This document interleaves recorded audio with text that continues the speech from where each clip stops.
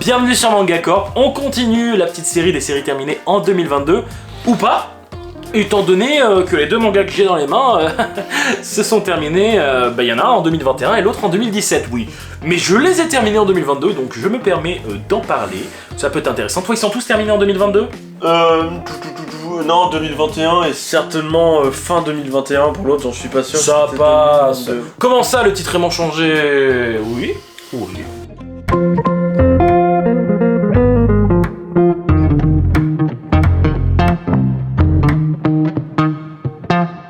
Je commence toujours, moi, dans l'aspect un petit peu comédie romantique, vous le savez, fragile, en ce moment. Toujours. Il est dans sa phase de fragile. J'absorbe en ce moment. J'ai besoin d'avoir des sentiments à l'égard des gens, parce que j'en ai pas assez à mon égard. Tu m'aimes pas assez, bébé. Nisekoi, que vous connaissez, j'imagine, par l'animé, par le manga, une comédie romantique vachement très connue. Ça fait très longtemps que j'avais les 10 premiers tomes de Nisekoi, et finalement, il s'est trouvé que ils étaient disponibles sur Amazon. Oh mon dieu, il achète sur Amazon, oui. Et du coup, avant ils étaient pas disponibles, et je sais pas s'il y a une réimpression ou quoi que ce soit, mais je les ai trouvés, et je les ai lus d'un coup, parce qu'en ce moment j'arrête pas. C'est-à-dire je lis très peu, mais quand je lis, on m'arrête plus. Je refais ça une fois, t'es mort. Du coup, Nisekoi, c'est 25 tomes de comédie romantique. Et est-ce que c'est bien ? C'est l'histoire de Raku, notre protagoniste, qui est fils de Yakuza, de chef de clan d'ailleurs, et donc il vit une scolarité plutôt banale, entre guillemets. Il est amoureux d'une fille qui s'appelle Onodera, je sais pas pourquoi j'ai retenu son nom, mais je l'ai. Et il se trouve que c'est pas du tout comme ça que ça va continuer. Il va y avoir une jeune fille qui va venir, une nouvelle finalement, qui va être destinée à être sa fiancée, ou du moins sa fausse fiancée, étant donné que cette dernière vient d'arriver dans l'école, et fille de l'équivalent des Yakuza, mais en Amérique. Gangsters, voilà, je crois que c'est ça. Non mais je crois qu'ils appellent ça comme ça en plus. Des pampans gangsters. Des pampans, des gangsters, des méchants. Qui sont pas si méchants que ça, mais bref. Et pour le coup, à l'époque en fait, quand ils étaient jeunes, les deux darons, donc celui de la fille et celui de notre héros Raku, ils s'étaient dit oh bah tiens, on t'aura qu'à épouser ma fille, enfin mon fils aura qu'à épouser ta fille. Il se casse, il en a plus rien à foutre, sachez-le. Du coup notre héros, lui il en a rien à foutre d'épouser l'autre meuf, même la meuf elle le connaît pas. Mais ils ont pas le choix parce qu'en fait, sinon, les deux clans vont se foutre sur la gueule. Pas les chefs ils en ont rien à foutre, ils aiment bien. Mais les deux autres, ça chauffe beaucoup et ils arrêtent pas de se mettre sur la gueule. Et du coup, pour sauver un petit peu la ville, tout ça, Raku et l'autre blonde, je me souviens même pas de son nom, franchement, je suis vraiment enfoiré. La preuve que c'est pas mon héroïne préférée. Ils vont être obligés de faire semblant d'être en couple. C'est un peu ça le plot de l'histoire, le synopsis, mais ça va évoluer, il va y avoir d'autres personnes, d'autres filles qui vont arriver, on va voir qu'ils ont un peu passé commun, et la petite particularité qu'il y a, c'est que Raku a un collier, il a un collier qui s'ouvre, et il y a une serrure en fait sur ce collier, et il se rappelle d'une fille qui lui a donné ça, ou quelque chose comme ça, et que cette dernière avait une clé.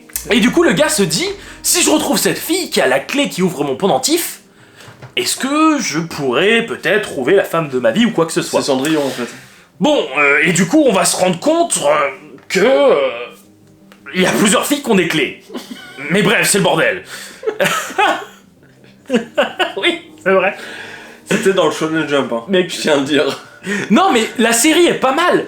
Mais personnellement, la fin est bien, etc. D'ailleurs, contrairement à d'autres œuvres, là, il a porté ses balls, il s'est dit à la fin, bam, telle personne est en couple avec telle personne. Mais là, on est aussi dans un style harem, étant donné que Raku va y avoir 4, 5 prédatrices sexuelles. Non, quand même pas, bien sûr. Mais c'est intéressant. Personnellement, le gros point noir de la série, c'est qu'il y a des tomes, oh, j'en avais rien à foutre, quoi. Il y avait bien 5 tomes en trop où je me suis dit, oh, allez, c'est bon, des petites aventures, mettez ça en hors-série, mettez des tomes en plus, des spin-offs, ce que vous voulez à la My Hero Academia. Là, non merci. J'ai continué quand même, bon voilà, la fin est sympa. Il y a des petites histoires assez sympas, étant donné que il y a du développement, que ça soit du côté de la famille de tel personnage ou de tel personnage. Il y a des idées intéressantes. Mais en tant que comédie romantique, personnellement, voilà, j'ai vu mieux.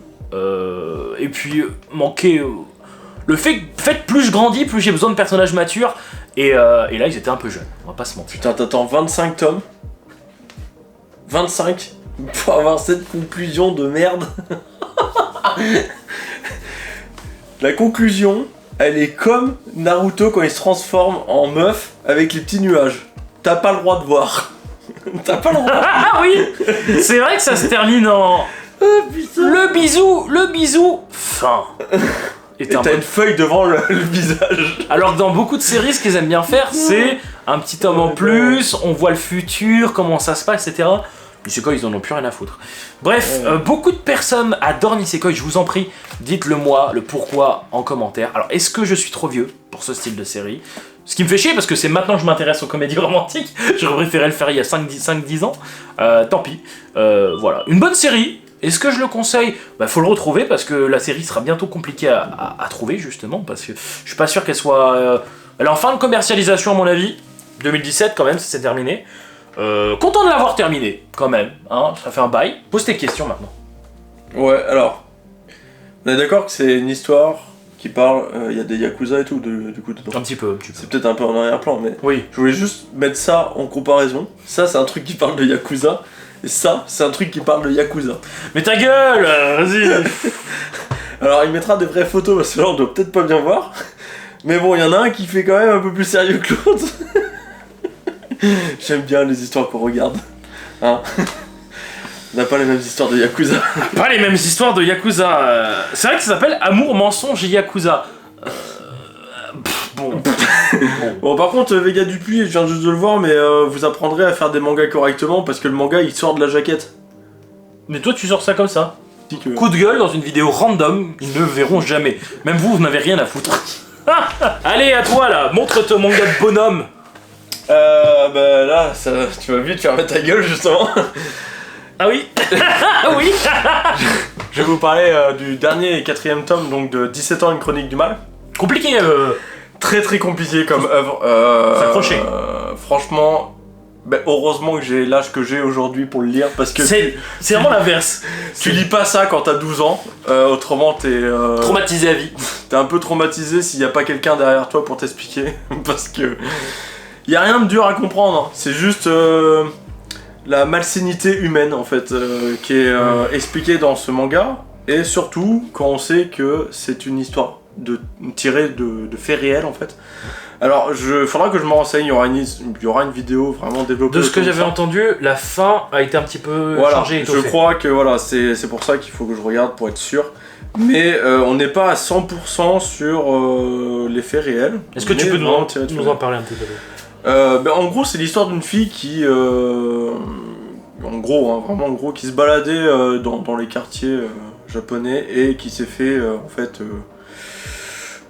kidnapper, mais au début c'était pas du tout du kidnapping, hein, elle s'est fait emmerder par quelqu'un qui était complice et les autres complices sont venus en mode ouais, casse-toi, arrête de la faire chier, on vient de sauver, et viens, on te raccompagne. Bon, finalement, ils l'ont jamais raccompagné en fait, parce qu'ils l'ont emmené chez eux, séquestré, violé et. Ah ouais. Et gardé en détention sans la nourrir pendant des jours et des jours. Et cette pauvre fille, enfin dans l'histoire en tout cas, donc c'est pour ça que j'aimerais bien voir la vraie histoire, avait une jumelle. D'accord. Et du coup, c'est sa jumelle qui a tout fait pour essayer de la trouver, parce que la police, c'était un calvaire. Ils étaient un peu nuls dans leur recherche, mais finalement ils ont quand même réussi à faire le job.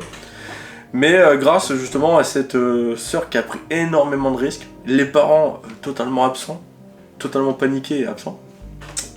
Et en fait, ce qui est impressionnant dans cette histoire, et ça c'est dans les faits réels, ça s'est passé aussi comme ça, c'est que tout le monde était dans le déni en fait. Ah ouais. Tout le monde, c'est que les jeunes qui ont fait ça, qui étaient mineurs, dont il y en avait qu'un seul qui était majeur je crois, les jeunes qui ont fait ça en fait ont quasiment rien écopé parce que mineurs. Wow. Et du coup, dans la vraie histoire c'est ça, c'est qu'ils ont quasiment rien eu par rapport à ce qu'ils ont fait. Il y avait des parents qui étaient au courant de ce qui se passait dans la chambre de là où était détenue la femme, enfin la fille. Sauf que, de peur d'être mal vu, parce qu'on est au Japon, je tiens à le dire, disaient rien, en fait, alors qu'ils le savaient. Et c'est que des trucs comme ça, c'est que de la menace, du mensonge. Rien que le synopsis me met mal. pour Tu crois que détourner. je vais lire ce genre d'œuvre? Moi je préfère être dans le déni, tout le monde il est gentil, tout le monde il est... Et voilà. du coup, c'est une œuvre qui dure en 4 tomes, et heureusement qu'elle dure pas plus longtemps parce que ouais, psychologiquement ça serait très compliqué. Lire les 4 tomes d'un coup là? Ouais, d'un coup c'est chaud aussi, moi je les ai lus quand ils sortaient. Le dessin, hein, il est éclaté, hein, on n'est pas là du tout pour voir une œuvre pour son dessin. Enfin là on n'est pas du tout pour le dessin. T'as ouvert une bonne page là. Un fiac. Du coup ouais, c'est assez terrible. Bon, on est sur une œuvre qui se termine bien quand même. Mais pour ceux qui sont assez âgés, donc je parle bien sûr de majeur facile, voire autrement adolescent mais très mature. Très mature. Je parle plutôt de majeur. Mais je vous la conseille parce que c'est toujours intéressant de savoir ce qui s'est passé dans l'histoire et de ce qui arrive des fois. C'est Naban qui fait ça. Alors je dirais à Naban, faites attention, votre machine pour mettre vos jaquettes est mauvaise. On est de travers là. Toujours. Je fais chier. Non, après c'est peut-être parce que le tome 4 est plus gros que les autres. Alors c'est peut-être ça le défaut. C'était une série très intéressante. Mais puissante, j'imagine. voilà, moi c'est ça que je reproche des fois aux grosses maisons d'édition qui veulent pas se mouiller en fait. Alors je suis désolé de le dire, hein, mais on est quand même sur une maison d'édition qui s'appelle donc Naban, qui est petite, qui fait pas énormément d'œuvres et qui te sort ce genre de bombe en fait. Qui te sort un manga qui a dû être vendu à quelques milliers d'exemplaires en France en fait. Parce que ça va pas intéresser les gens, parce que comme tu le dis, les gens préfèrent être dans le déni que voir des trucs aussi atroces en fait. C'est vrai.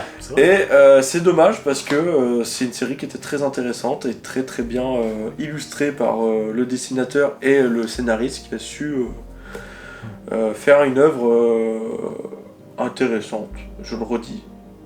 Tu fais bien. Pas forcément ludique parce que c'est pas le bon terme. On n'est pas là sur du fun, on est là sur... on a besoin d'émotions. On a de l'émotion et puis en fait on voit la sœur se battre parce que c'est une sœur jumelle donc elle est un peu dans le délire de je ressens ce que ressent ma sœur. Et elle a 17 ans aussi. Et ouais, bah c'est ça ouais. On voit aussi en fait la souffrance qu'elle a sa sœur en mode je ressens ce que est en train de vivre ma sœur et elle y croit que sa sœur elle est pas juste partie chez une amie en fait. Et c'est ça qui est très très intéressant de voir ça. La force que peut avoir une sœur en fait, ou un frère, parce que bon là c'est une sœur pour se battre, pour la retrouver, et à la fin elle va aller jusqu'au bout pour aller voir le mec qui lui a menti droit dans les yeux, hein, ouais, j'ai qui vu. lui a dit qu'il savait rien, et en fait elle va aller le voir jusqu'au bout juste pour qu'il l'avoue en fait, alors que c'est bon, sa sœur elle est hors de danger à ce moment là, mais elle veut qu'il l'avoue, elle veut qu'ils disent la vérité parce que... Il était au courant ou il a participé? Il était au courant et il a participé en fait. Il a participé... c'est lui qui a fait le moins de trucs dans l'œuvre, ce qui paraît. Parce que je crois qu'il n'a pas couché avec lui. Parce que les autres en fait, genre c'était une meuf, c'était une poupée en gros et le mec passait dessus en fait. C'était genre, hey, viens à la maison, il y a une meuf.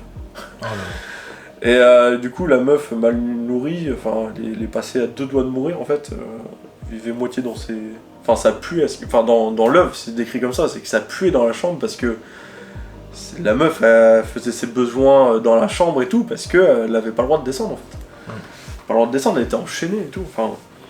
Truc de fou. Bon, alors... j'aurais bien posé des questions, mais j'ai bien envie de passer à quelque chose de plus joyeux quand même. Donc voilà, ce genre d'œuvre réservé aux personnes qui sont soit accompagnées d'aide psychologique, soit qui sont assez Si adultes. vous êtes en dépression, ne lisez pas ça. Voilà. Soit qui sont assez adultes pour comprendre et avoir du recul sur l'œuvre. Bien sûr, il n'y a rien d'amusant dans l'œuvre. C'est pas le genre d'œuvre. Si tu rigoles dedans, il y a un problème en fait. Ouais. Va te faire soigner. Si tu rigoles pas pendant ce genre d'œuvre. Moi, à chaque fois, ça me minait. Hein. Ça me minait, moi, à chaque Mais fois. c'est sûr. Je lisais un tome, j'étais en mode. Bon, faut que je regarde un shonen derrière parce que là, je suis pas bien. Ouais. Non, c'était. C'est une œuvre qui restera dans ma bibliothèque. Voilà. Très bien. Merci Naban. Je vais partir sur quelque chose de plus fun. On n'est pas sur un shonen. Fun, tu m'as dit que ça parlait de suicide. Enfin non, de personnes qui se sentaient pas bien dans sa vie. Ça évolue, il y a de l'évolution. Non, il y a de l'évolution. Ça redonne l'envie de croire au genre humain, on va dire, ce titre. C'est Real Life, qui est de base un webtoon, et l'un des premiers webtoons édités en format papier en France, chez Kion. C'est une série aussi qui est un animé, mais je crois qu'il va pas très loin. Et j'avais vu quelques épisodes à l'époque, ça m'avait plu, mais j'étais passé à autre chose, c'était il y a quelques années. Et là, j'ai trouvé les 15 tomes d'occasion et j'ai fait, ben goal, voilà. Mon compte bancaire a fait, c'est non. J'ai dit, je vais manger des pâtes, quoi. Donc voilà, me voilà avec ces 15 tomes que j'ai enchaînés et que j'ai terminé il y a 2-3 jours, donc c'est très frais dans mon esprit. Alors de quoi ça parle? Real Life, c'est de base un mec. Alors voilà, j'ai déjà plus son nom. C'est l'histoire, je disais, d'Arata, qui est bientôt un trentenaire, je crois qu'il a 27 ans. Ça va pas bien dans sa vie, tout simplement parce qu'il a dû quitter une entreprise au bout de 3 mois. Et au Japon, quand t'as ça dans ton CV, eh ben, les gens te posent beaucoup de questions, te disent, quand tu vas finalement à un entretien d'embauche, ils te disent pourquoi t'es parti au bout de 3 mois. Et vu qu'il pouvait pas dire la vérité, que je ne vous dirai pas non plus parce qu'il faudra le découvrir, eh bien ça se passait pas bien, il n'était pas embauché, c'était la merde. En plus, il avait du mal à croire, à espérer du genre humain, comme je le disais justement, et il est pas bien dans sa peau. Je pense que le pire pour lui, c'était aussi de croiser ses anciens amis du lycée, etc., et obligé de mentir, parce que c'est très mal vu, à 27 ans, d'être célibataire, au chômage, du moins au Japon, attention, parce que c'est très sévère là-bas. Finalement, il va croiser un homme qui va lui dire vous avez été sélectionné pour faire partie de l'expérience Real Life, on vous donne une pilule, vous rajeunissez de 10 ans, donc lui il aura à peu près 17 ans pour aller au lycée, et il va 1 an au lycée pour être avec des jeunes, avoir un regard nouveau finalement sur la jeunesse, et se lier d'amitié, faire des expériences, des choses comme ça, pour, au bout d'1 an, revenir dans son corps initial, et avoir une perspective d'avenir. Ils vont lui permettre tout simplement d'avoir des boulots correspondant à qui il est, parce que pendant 1 an, durant cette période où il va être au lycée, il y aura des gens pour le surveiller, bien entendu. En plus, évidemment, au niveau des fonds, parce qu'il faut de l'argent, il va être payé pour ça, donc il va pouvoir vivre tranquillement, etc. Et c'est super intéressant, parce que moi, je suis totalement la cible de ce genre d'œuvre, contrairement, par exemple, à Nisekoi, qui là, franchement, 15, 17, 18 ans, j'aurais beaucoup plus kiffé, je pense. Là, on est de base sur un héros qui a 27 ans, quasiment mon âge, et je me dis, oui, effectivement, je pense à certaines choses comme ça. Bon, moi je crois plus au genre humain, hein, c'est clair, et il s'est pas passé des choses comme ça. Je suis célibataire. Du coup, voilà, il va se passer plein de choses qui sont intéressantes, c'est bien ficelé, c'est maîtrisé. On a de la romance, vous inquiétez pas. Il n'y a zéro pédophilie, il n'y a pas un mec qui a 27 ans, même s'il a un corps de 17 ans, il va être en couple, etc. Vous inquiétez pas. Et ça n'a pas l'air d'être le sujet. Il n'y a pas non plus d'harem, c'est très cohérent. Voilà, c'est cohérent et on peut pleinement s'immerger dedans parce que c'est pas un mec qui plaît à plein de meufs, etc. Non, voilà. C'est des personnages qui sont très différents, il y en a un qui est plein de vie, il y en a un c'est un teubé, etc. Et moi ce que j'ai beaucoup aimé par exemple, c'est que c'est du coup un jeune de 17 ans mais qui a en fait 27 ans et qui est assez mature. Et par exemple, quand il va croiser des camarades de classe, il va deviner que telle personne est amoureuse de telle personne et il va un peu les aider, etc. Parce que à 17 ans, il y a beaucoup de teubés. Il y en a beaucoup, ils sont finalement comme dans Nisekoi où le héros, il comprend pas qu'il y a 5 meufs qui sont amoureux de lui, Alors que là, il est plus vieux, il a eu des expériences, il comprend des choses. Il y a un moment, il va parler à la prof en lui disant « Putain, vous êtes une bonne personne, vous avez déjà un bon travail, vous vous occupez, etc. » Et la prof va être touchée, elle va dire « Putain, il est plutôt mature pour son âge. » Ben oui, parce que justement, c'est une personne mature. Et c'est intéressant d'avoir un protagoniste comme ça.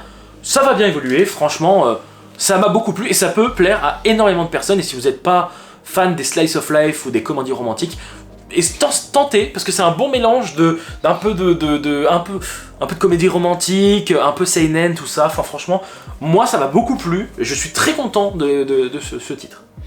Moi ça pourrait me plaire. Ça pourrait me plaire, en plus le héros, le fait qu'il ait la trentaine quasiment.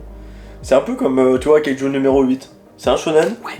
Mais ça me fait plaisir d'avoir un héros qui est la trentaine. C'est ça. C'est vrai qu'on a grandi maintenant, et clairement, voir des gamins, ça me fait chier. Mais c'est pas pour rien que je suis sur des seinen maintenant. Ouais, mais moi j'aimerais bien un scénario de shonen, mais sur un seinen. Kaiju numéro 8 est très bon. Ouais, pour le moment, il est très bon parce qu'on a quand même le côté adolescent avec ça. Après, la nouvelle recrue. Il y a des shonen qui arrivent à mettre en scène des enfants, enfin des jeunes, 17 ans, pas matures quoi. Des ados, des jeunes adultes sinon, avec un côté très intéressant, sans pour autant être enfermé dans la cible, c'est les jeunes. Et c'est ça qui est intéressant. Mais c'est un petit peu plus rare. Moi, le seul truc qui me chagrine, hein, tu le sais, hein, c'est... Les dessins ? Pas forcément les dessins. La couleur? C'est la couleur en fait. Et le problème, les dessins seraient assez beaux, mais la couleur, c'est une couleur. Tu sais, t'as l'impression que c'est un animé qu'ils ont copié-collé dessus en fait. Oh, Bah, quand ça, tu regardes les ombres elles sont. Pour moi, c'est dans le. Donc c'est dommage. Souvent, alors ce qu'on appelle un anime book, finalement, je crois que ça s'appelle comme ça. Ça se voit que c'est des screens.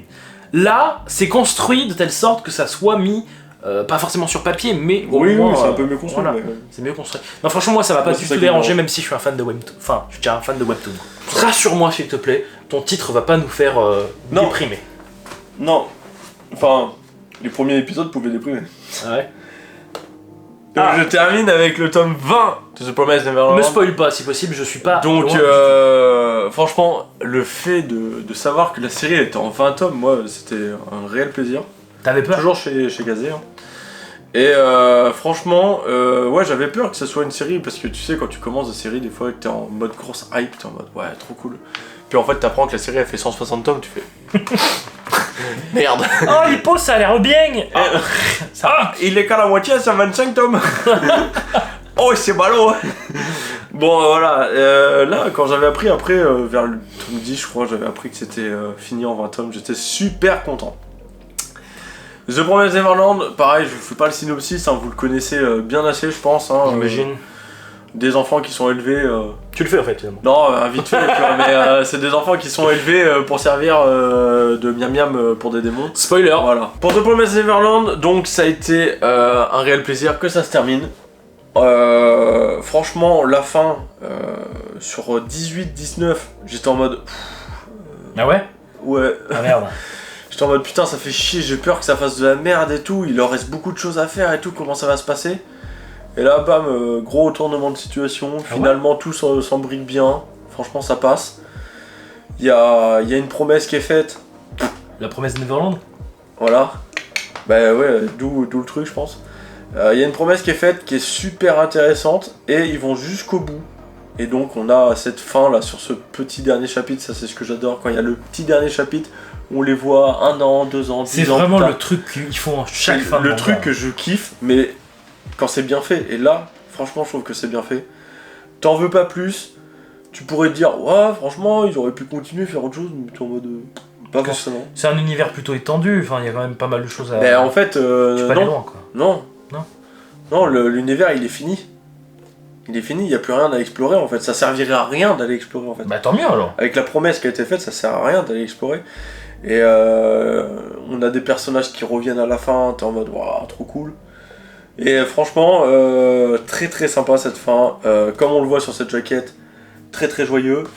Donc, spoiler! Affiché en plus grand, mais très très joyeux comme fin. C'est cool. Et ils ont poussé le dramatique jusqu'au bout. Et c'est bien fait. Voilà. Donc, bah, écoute, moi, c'est une œuvre que je veux me faire. J'ai hâte de voir. J'ai hâte de voir vos retours. Et j'ai hâte de voir ton retour. De toute façon, un jour, faudra que tu m'enfermes dans ta mangatech. Et comme ça, je peux rien faire, sans mon téléphone, sans internet, sans rien. Et je serai obligé de lire. Ouais, parce que franchement, il y en a plein des titres que je dois lire et bah, après chez moi aussi. Moi, si je fais ça chez toi, il faudra que tu me dises lesquels lire, parce que autrement je vais peut-être choper une intoxication. T'abuses. Bon bah de bonnes petites séries. Franchement, Real Life, moi je vous conseille. 24 ans, non, 17 ans. 17 ans, une chronique du mal, je vous le conseille aussi si vous êtes assez mature pour le lire. Voilà. Nisekoi, Et The Promised Neverland, c'est sûr, je vous le conseille. Et en plus, il y a les coffrets collector de Kazé qui sont. Mais du coup, n'hésitez pas à nous dire ce que vous en avez pensé en commentaire. C'est les gros fans de Nisekoi, je sais qu'il y en a. Alors, je sais pas s'ils sont sur la chaîne ou pas, mais j'en ai vu. N'hésitez pas à me dire pourquoi ça vous plaît autant. S'il y a des fans de Bleach, mettez des likes. Si vous êtes fan de Bobobo, mettez un commentaire. Mettez une crotte de nez avec les poils. C'est une référence. Allez, on va se casser là aussi. Yosh à tous. Allez, Yosh. À la prochaine.